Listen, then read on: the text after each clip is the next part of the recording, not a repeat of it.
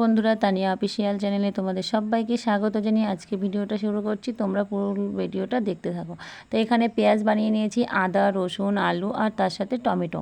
এইবার কিন্তু সব মশলাগুলো বেটে নেব, আর আমি বাটবো শিলপাটাতে, মানে হাতে বাটনা করব। হাতে বাটনা খেতে আমার খুব ভালো লাগে। তো এখানে পেঁয়াজ রসুন পেস্ট আর লঙ্কা পেস্ট আর তার সাথে আছে আদা জিরে পেস্ট।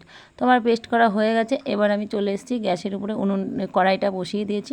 তো কড়াইটা বসিয়ে দেওয়ার পরে গ্যাসটা জ্বালিয়ে দিয়েছি, কড়াইটা গরম হতে থাক। ততক্ষণে কড়াইটা যেই গরম হয়ে গেছে, কড়াইয়ের মধ্যে সাদা তেল দিয়ে দিচ্ছি। আজকে বলেছিল আমাকে সাদা তেলের মাংস রান্না করতে, তো আমি সাদা তেল দিয়েই কিন্তু মাংসটা রান্না করব। তেলটাও গরম হতে দিয়েছি। তেলটা যেই গরম হয়ে উঠবে আমি আলুগুলো সব একে একে ছেড়ে দিচ্ছি, যেহেতু আলুগুলো লাল লাল করে ভালো করে ভেজে নেব। আলুগুলো সব দিয়ে দিলাম। এবার আলুগুলো সব দেওয়ার পরে একটু নাড়াচাড়া, হালকা নাড়াচাড়া করে নেব। আর দেখো গরম তেলটা কেমন আলুগুলো দেওয়ার পরে কিন্তু ফুটে উঠেছে।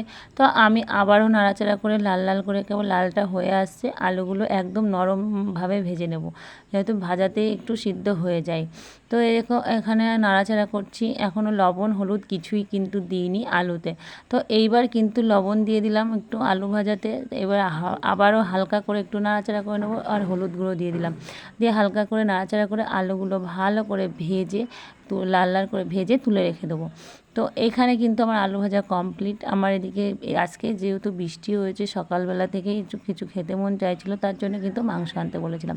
এই যে এখানে এবার মাংসটা নিয়ে চলে এসছে। মাংসটা ভালো করে ধুয়ে বেছে কমপ্লিট করে নেব। এইবার কিন্তু মাংসটা আমি কলের কাছে নিয়ে গেছি। কলের কাছে নিয়ে যাওয়ার পরে ভালো করে ধুয়ে নিয়ে চলে এসেছি, এখানে রেখে দিয়েছি। এবার মাংসের মধ্যে কিন্তু পেস্ট করে রাখা মশলাগুলো সব একে একে দিয়ে দেবো।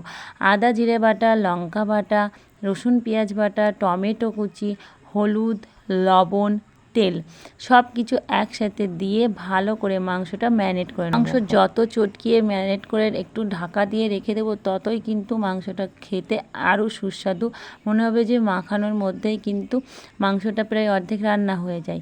তো মাংসটা মাখালে মাংসের মধ্যে মশলাগুলো সব ঢুকে যায়, আরও বেশি ভালো লাগে। তোমার মাংসটা মাখানো কমপ্লিট। আমি এবার একটু কিছু সময় ধরে ঢাকা দিয়ে রেখে দেবো। তারপরে কিন্তু আমি কড়াইটা বসিয়ে দেবো, যে কড়াইটাতে একটু আলু ভাজার তেল ছিল, যেহেতু আমি তখন আলু ভাজতে ভাজতে রেখে দিয়েছিলাম। আজকে আমার মাংস আনতে একটু দেরি হয়ে গেছে বাজার থেকে, তো আমি সেই জন্য একটু বসেছিলাম কিছুটা সময়, যেহেতু আস্তে আস্তে দেরি হচ্ছে। আলু ভেজে পেস্ট করে সব কিছু রেডি করে আমি বসেছিলাম। দেখো মাংসের কালারটা কত সুন্দর এসছে মাখানোতেই। তো তা রান্না করলে কালারটা কেমন হবে তোমরা নিশ্চয়ই বুঝতে পারছো। তো আমি কিন্তু মাখিয়ে ওখানে ঢাকা দিয়ে রেখে দিয়েছি। তো তোমাদের মাখানোটা ভালো করে দেখিয়েও দিলাম। এবার কিন্তু আমি কড়াইটা বসিয়ে দেবো আবারও গ্যাসের উপরে। তারপরে যেই গরম হয়ে গেছে সেই আলু ভাজার তেলের মধ্যেই তেজপাতা, গোটা জিরে দিয়ে এবার একটু নাড়াচাড়া করে নিলাম। তারপরে যেই ভাজা হয়ে গেছে সঙ্গে সঙ্গে দিয়ে দেবো কুচনো টমেটোগুলো দেওয়ার পরে কিন্তু আমি আবারও নাড়াচাড়া করে নেব। তো নাড়াচাড়া করে নিয়ে যে অর্ধেক ভাজা হয়ে যাবে, আমি তখন মাংসটা দিয়ে দেবো। মাংসটা দেওয়ার পরে একটু হালকা নাড়াচাড়া করে নেব। দেখো কত সুন্দর লাগছে দেখতে। তো এবার আমি হালকা নাড়াচাড়া করে নিয়ে কিছুটা সময় কষিয়ে কিছুটা সময় ধরে কষিয়ে নেবো মাংসটা যত ভালো কষানো হবে ততই কিন্তু খেতে ভালো লাগবে। তো মাংসটা অনেকটা সময় ধরে আমি কষিয়ে নিয়েছি। মাংসটার কালারটা দেখো কত সুন্দর আসছে। তো এইবার কিন্তু আমার মাংসটা প্রায় কষানো হয়েই গেছে। আর কষানোর পরে কিন্তু এবার আমি দেখো যেই তেলটা ছেড়ে দেবে তখন কিন্তু আমি আলুগুলো দিয়ে দেবো। দেখো কষিয়েছি কেমন তেল ছেড়েছে। এবার কিন্তু আমি আলুগুলো সব একে একে ভেজে রাখা আলু যেটা ছিল তুলে রেখেছিলাম সাইডে, আমি এবার আলুগুলো সব দিয়ে দেবো। তো আমার এদিকে মাংসটা আমার কষানো হয়ে গেছে। তো কষানো মাংস একটু চেক করে দেখেও নিল। এবার কিন্তু আমি আলুগুলো একে একে দিয়ে দেবো। তো আলুগুলো দিয়ে ভালো করে আবারও আমি মাংসটা মিশিয়ে নেবো, মাংসের সাথে আলু মশলা একসাথে মিশিয়ে নেবো।